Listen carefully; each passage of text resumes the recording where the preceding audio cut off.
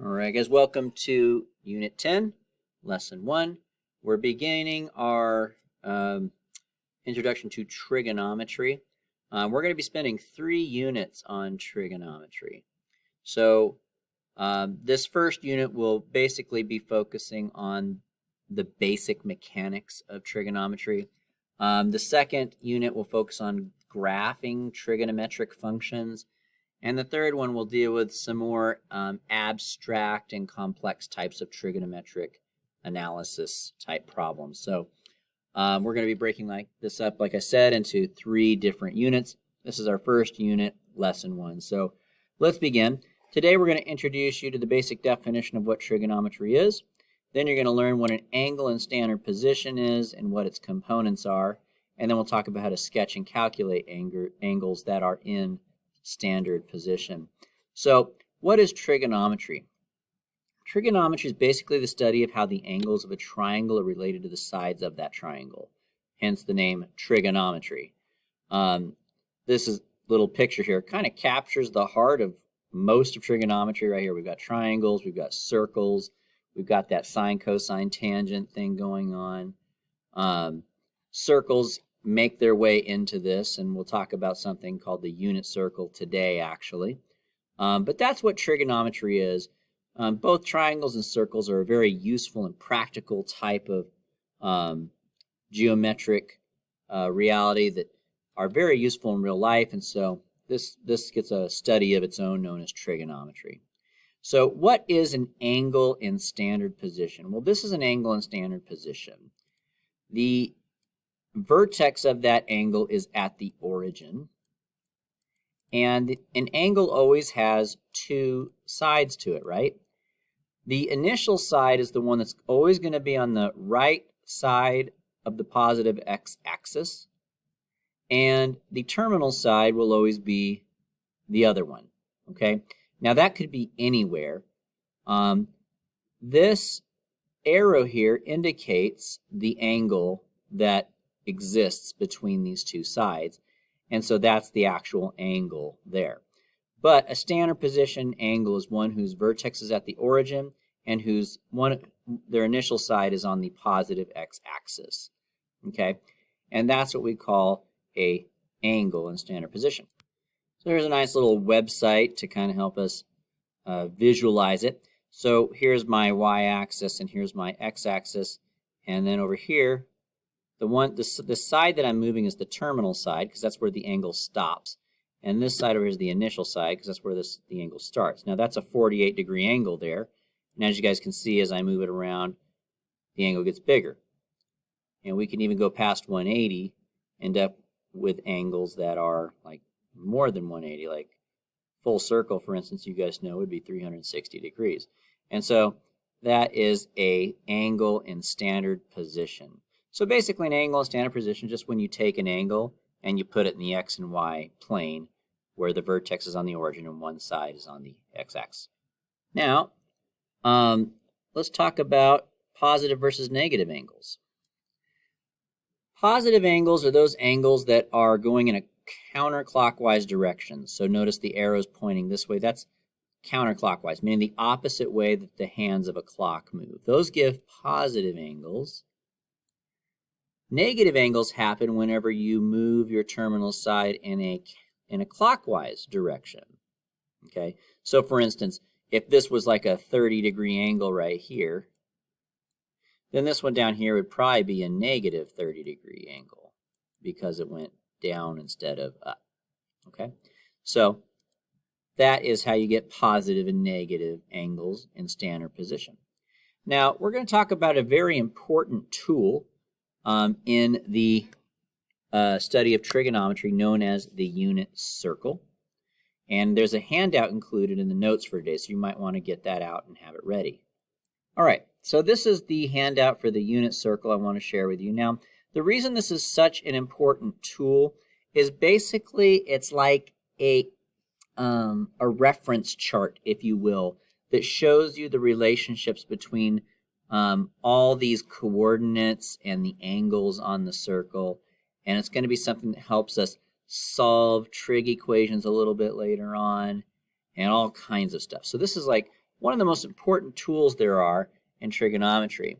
And one of my goals for you guys this year is to actually have you memorize the entire thing, and we're going to memorize it in little pieces. And actually, by next class, I want you guys to have already memorized the degrees, okay? So it's actually not that hard, though, so let me show you what I mean. 0 degrees starts right here, so go ahead and fill that in on your chart. 0 degrees is right there. Now, you guys will notice that there's big angles and there's little angles. Like here is a big angle, and here is a little angle. The little angles are 15 degrees apart and the big angles are 30 degrees apart. So if I'm going from here to here, that's a 30-degree jump. So this is 30 degrees. And then if I go from here to here, that's a little jump, so that's going to be only 15 more, so that's 45. This is another little jump, so if I add 15 to that, I get 60. And this is another jump, but this one's a big jump. This is a 30-degree jump, and that takes us to 90. And hopefully that's not surprising you guys too much that that's 90, because if I put my starting side here for my angle and my ending side here, that makes a right angle, a 90-degree angle. And so we have various angles here, right? Now, we want to keep this pattern going. I'll do one more with you guys, and then I think you guys should pause the video and do the rest on your own. But here to here is a big jump, so that's 30 degrees, so that's 120. Here to here is a small jump, so that's adding 15. That would be 135. Here to here is another small jump, so adding 15 would be 150.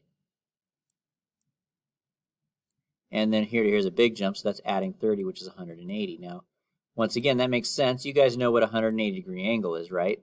So if this is my starting side, going all the way over to here would be half a circle, and that is a 180-degree angle, okay? Now, I want you guys to complete the rest of this chart on your own. Pause the video here, and when you unpause it, you will see the solution. All right, so that's what it should look like. And I want you guys to add a little something here. In this box, if you can, try to squish in there. We're going to put 0, but put slash and then put 360, because yes, that's a 0-degree angle, but if we go all the way around, it's also a 360-degree angle. Okay, so that's where 360 is located. All right, so that's our unit circle. Now, another thing I want you guys to do is I'd like you to come down here to this other chart, and I want you guys to fill in all of the angles that we just had. So like, for instance, our first one was a 30-degree angle, followed by a 45-degree angle, followed by a 60-degree, followed by 90, followed by 120. So you guys, I want you guys to have this filled out because, like I said, this is going to be a very important reference chart that we're going to use a whole lot. Okay, so you're going to want this. So I'll let you guys do the rest, but go ahead and fill in your chart. You should have all the squares in this column filled out by then. So tomorrow, next class, we will be having you guys have a little quiz, and it's only going to take you like maybe 5 minutes, and the quiz is going to be to fill in all your angles. Okay, it will be a timed quiz. It'll move really quick. I'm only going to give you a couple of moments to do it. I want you guys to get really good at filling this circle out quick. And we're going to keep adding stuff. So we've done degrees today, but something called radians is going to go in these circles here. And then something called coordinates are, well, you guys know what coordinates are. Coordinates are going to go out here. And then after all that's done, we have one more where we're going to throw in something called tangent values as well. And gradually we will be adding in information as we go. All right. So that being said, and I just realized my answer key up here, I accidentally flipped it. I was putting degrees in the squares. So maybe you guys want to change this to circles and this to squares because I did it backwards. But anyway. All right. So that's that. That's what angles and standard position are, and that's what the unit circle is. And now we're going to go ahead and move into actually sketching angles and calculating angles. So this is example 1. I'm going to do 4 problems with you guys. And what we're doing is we're going to sketch what these angles would look like. So I'm going to do it in red here. So our initial side will always be on the positive x-axis, so that's always going to be the same. 60 degrees, what would that look like? Well, you can look at your unit circle and find out where 60 degrees is at. This little app is a little bit helpful too. A 60-degree angle would look something like that. Okay? So here's I got rid of my y-axis and x-axis, but the y-axis would be here. So that's a 60-degree angle there. Okay? So that's what we want to sketch first. So let's go back and do that. There it is. Now it's important that we put an arrow here because it tells us what direction we're going. The arrow is going this way because we have a positive angle. Positive angles go in a counterclockwise direction. Okay? And we can actually put the number here 2 just to indicate that that is a 60-degree angle. All right? So let's go ahead and sketch another one here. Number 2, 210. Once again, you can look at your unit circle, or you can kind of find a similar app to the one I'm using on the internet. And if you can't visualize it, but here's what I know. We know that this is going to be where we start. I know that from here to here is 90, and here to here is 180. And then from here to here is 270. Now that's too much. I don't want 270. I only want 210. So it's going to be 210 is here. I'm sorry, 180 is here. And then 210 would probably be somewhere like right about here. It's about 30 more degrees. And so we'll draw our little arrow there. And this arc here represents a 210-degree angle. All right, let's go ahead and take a look at another one. Notice that we have a negative angle. So when it comes to negative angles, we're going in a counterclockwise direction. So, I'm sorry, in a clockwise, not counterclockwise. We're going clockwise. So from here to here would be negative 90. And from here to here would be negative 180. Now that's too much. I want negative 140. So I would think that maybe like negative 140 would be maybe like close to the middle there. Like so. Now, if that's hard for you to do, another thing you could do is just use your unit circle. On our unit circle, 135 is like right about there. So 140 is really close to that, right? And since it's negative, all you have to do is take this angle and flip it upside down. And that gets you a negative version of the angle. So if you prefer to do it that way, that works too. All right, let's go ahead and do negative 300. Once again, we're moving in a clockwise direction. So here is 180. Here's 270. So I need to go a little bit further, and 300 would be like maybe a little like another 30 degrees that way. And so I'll put my terminal side here, my initial side here, and my arrow here indicating we went that way. Okay? So that is a negative 300-degree angle. Now, another way you could possibly do this, once again, is you could find the positive 300-degree angle. That would be this. If you look at your unit circle, it would be located right about here. But then we just, to make it negative, we just flip it upside down. And you get the same thing with an arrow going the opposite way. So that's a 300-degree angle. So why don't you guys go ahead and try these next few problems here on your own. See if you could sketch these. When you unpause the video, I will have the answers up for you. All right, so for number 5, your terminal side should be right about here with an angle with the arrow pointing this way. For number 6, should look like that. 7 should look like this, and 8 should look like that. So I'll let you guys study that for a little bit.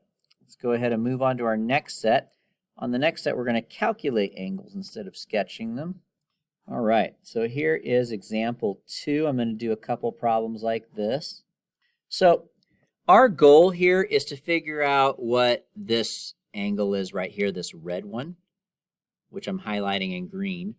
It's kind of confusing. Let me highlight it in red so it's less confusing. There we go. So I want to find out what that angle is. But you're noticing that they give us this green angle here as well. Why do they give us that? They give us that as a reference just so that we know how far away this blue line is here from this x-axis. So it's 80 degrees. Now, as you guys may know, every one of these quadrants, this side, this quadrant, this quadrant, this quadrant, those are all 90 degrees, right? So if this is 80, what would this much of it be? Well, 80 plus what makes 90? Well, it would have to be 10, right? So here's my advice to you. Before we begin doing these problems, sometimes, not always, but sometimes it's helpful to, when you have this little piece, is to fill in the missing part before you begin, okay? Now, let's go ahead and see if we can find out what is this red angle here. Well, I know that from here to here is 180 degrees, right? And then I know that from here to here, apparently, is 80 degrees.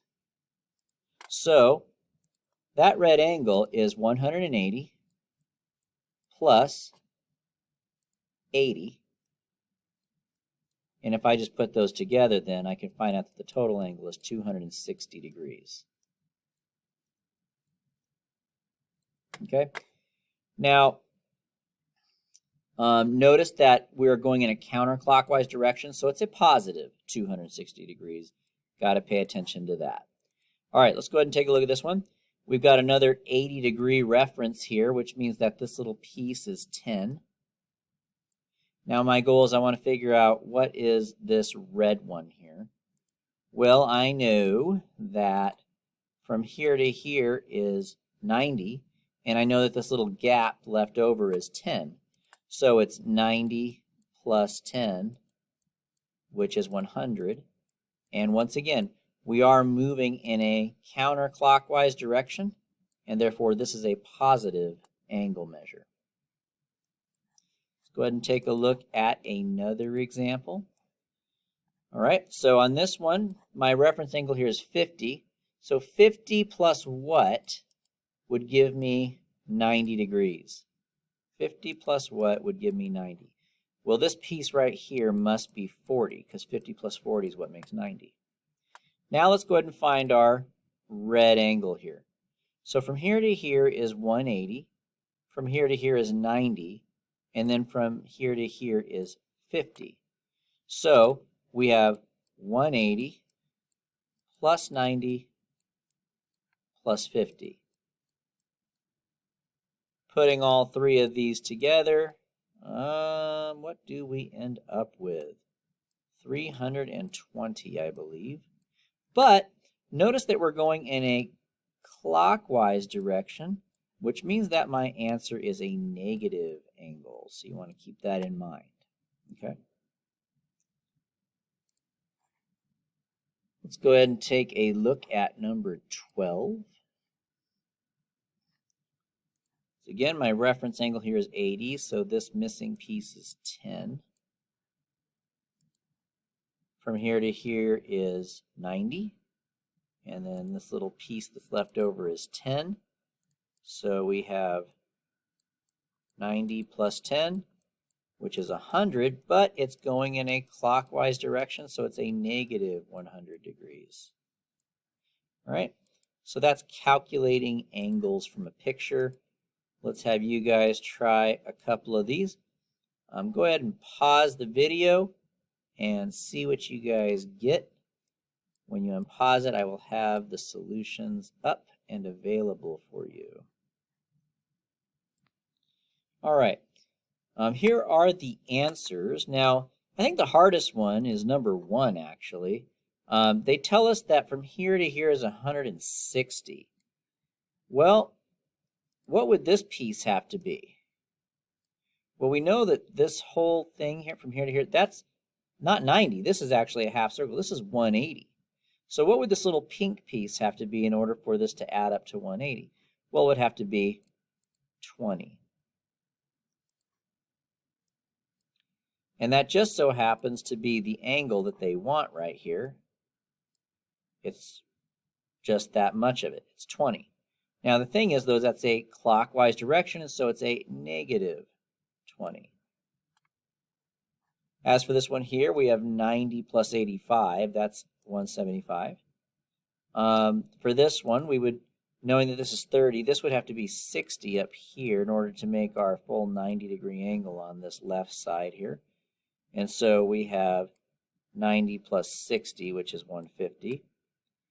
And then finally here we've got 180 plus 30, which is 210, but we are moving in a clockwise direction, so that one is negative. All right. And that does it. Hopefully that was helpful. That's the end of our lesson for the day. So we will see you guys in class to continue practicing this stuff some more. See you then.